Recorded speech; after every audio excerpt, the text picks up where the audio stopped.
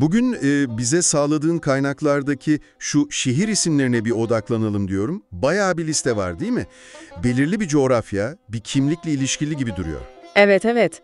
Kaynaklar geniş bir coğrafyadan bahsediyor aslında ve ilginç bir şekilde hani Bakur, Başur, Rojava, Rojilat gibi bölgesel başlıklar altında toplamışlar bu yerleri. Yani kuzey, güney, batı, doğu gibi mi? Aynen öyle. Ve metinlerin vurguladığı şey şu: bu şehirler sadece haritadaki yerler değil, aynı zamanda bir tarihsel anlatının, bir kültürel kimliğin taşıyıcısı olarak sunuluyorlar. Bence ilginç olan kısım da bu zaten. Anladım. Kaynaklara bakınca gerçekten de hem alfabetik hem bölgesel listeler görüyoruz. Mesela Bakur için ne diyor? Amet, Van, Merdin, Dersim. Evet, o bölge için bunlar öne çıkıyor. Başur için Hevler, Silemani, Kerkuk. Rojava tarafında Kamışlo, Kobane, Afrin. Rojalilat var bir de. Tabii, Rojilat içinde Merabat, Sine, Kirmaşan gibi isimler sıralanıyor. Hatta Ayiri'den Zaho'ya uzanan daha geniş bir listede ima ediliyor aslında. Ve bazılarına özel bir vurgu var sanki. Mesela Amed'in surları, Hevler'in kalesi. Kesinlikle. Ahmet'in o tarihi dokusu, kültürel çeşitliliği vurgulanıyor. Hevler'in Başur'daki merkezi konumu, evet, kalesi ya da Mehabad'ın mesela 1946'daki o tarihsel rolü, bunlar öne çıkarılmış. Peki bu listeler ve vurgular üzerinden kaynaklarda ne gibi ana fikirler beliriyor? Yani ne anlatmaya çalışıyorlar? Birkaç ana tema var gibi duruyor. Birincisi, bu şehirlere atfedilen o derin tarihsel kökler. İşte Ahmet'in binlerce yıllık geçmişi mesela ya da Van'ın Urartu Krallığı ile bağlantısı kuruluyor. Urartu, yani demir çağındaki o eski uygarlık. Aynen. O dönemin başkenti olduğu belirtiliyor. Hatta daha da eskiye gidip antik coğrafyacı Ptolemaios'un notlarına falan atıf yapılıyor. İşte Bekiranlılar için Bagravandene, Belikanlılar için Belcenea gibi isimler geçmiş güya onun metinlerinde. Vay canına, bayağı geriye gidiyorlar yani. Peki bu tarihsel derinlik dışında? İkinci önemli tema da kültürel merkez olmaları. Mesela Silemani kaynaklarda Kürt edebiyatıyla, aydınlanma hareketleriyle ilişkisi kuruluyor. Ahmet için de mesela o Denk 5 kültürü öne çıkarılıyor. Hani o epik hikaye anlatıcıları, sözlü tarih geleneği. Evet biliyorum. Yani şehirler sadece fiziksel mekanlar değil, aynı zamanda kültürel üretimin, kimliğinde merkezleri olarak resmedilmiş. Tarih ve kültür tamam ama sanki bir de değişim, hatta bir kayıp anlatısı var gibi metinlerde.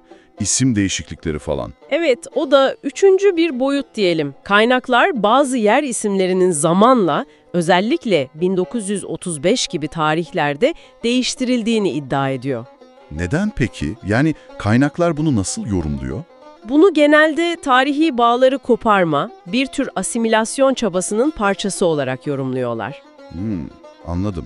Dahası bu coğrafyanın ve nüfusun zamanla değiştiği, daraldığı görüşü de var. İşte Hameda'nın güneyinden Hürmüz'e, Elburuz dağlarından Dağdistan'a uzanan alanlar ya da Lübnan dağları gibi bazı bölgelerin zamanla bu kültürel coğrafyanın dışında kaldığı veya kaybedildiği öne sürülüyor. Yani coğrafya sabit değil, sürekli değişiyor mu demek istiyorlar? Aynen öyle.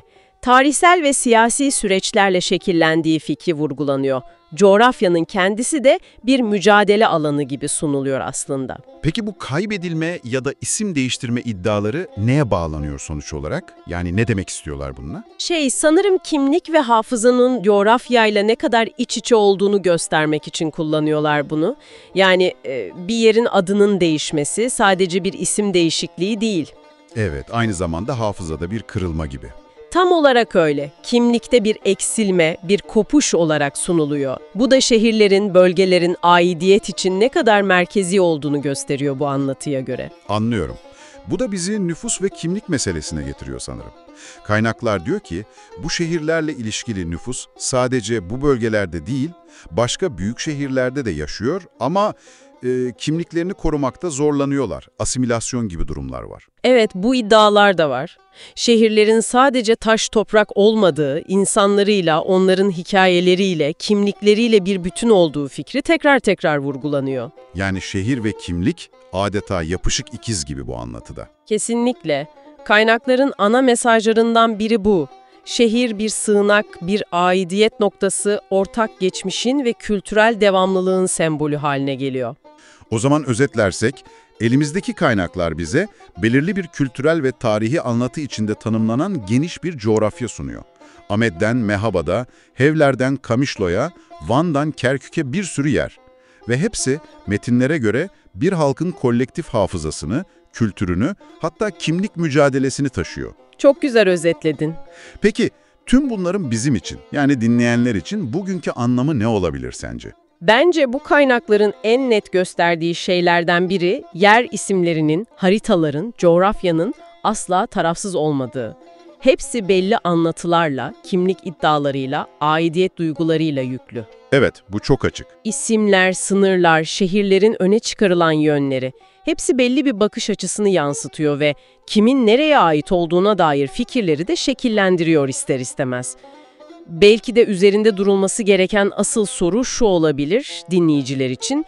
Senin için, yani bizzat senin için yaşadığın veya bildiğin şehirler, yerler hangi anlamları taşıyor, hangi anıları, hangi kimlikleri barındırıyor? Ve bu anlamlar, bu anlatılar zamanla nasıl değişiyor? Kimler tarafından neden şekillendiriliyor? Bunu düşünmek ilginç olabilir.